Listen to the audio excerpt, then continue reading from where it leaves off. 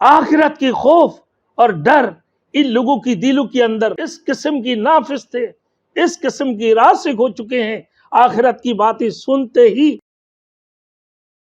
Thanks for watching. Don't forget to like, comment, share and subscribe to Maulana Habibullah Rouhani Official. मेरे दोस्तों, अल्लाह के रास्ते में जहाद भी करते रहे, खुद इबादत भी किया करते थे।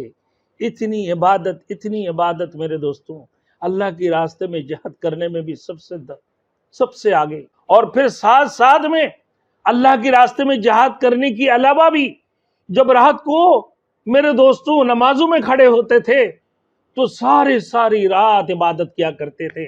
सारे रात नमाज पढ़ा करते थे। सारे रात कुरान मजीद की तलावत किया करते थे। कभी सिजदों की हालत में, कभी रुकू की हालत में, कभी खड़े क़याम की हालत में वो लोग अल्लाह की कुरान की तलावत करते हुए मेरे दोस्तों अपने वक्त गुजार देते थे। फरमाया अम्मन हुआ कानितुन आना अल्लैल साजिदन व काइमा, भला वो शख्स जो कि इताअत करने वाले हैं। अम्मन हुआ, कौन?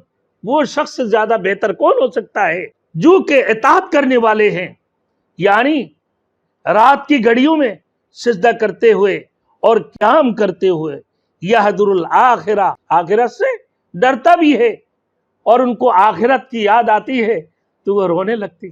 आखिरत जब याद आती है मेरे दोस्तों, आखिरत की खौफ और डर इन लोगों की दिलों के अंदर इस किस्म की नाफिज थे, इस किस्म की रासिक हो चुके हैं, आखिरत की बातें सुनते ही मेरे दोस्तों इनकी दिल के अंदर खौफ तारी हो जाते थे, खौफ तारी हो जाते थे, इनकी दिलों के अंदर गशी तारी हो जाते थे।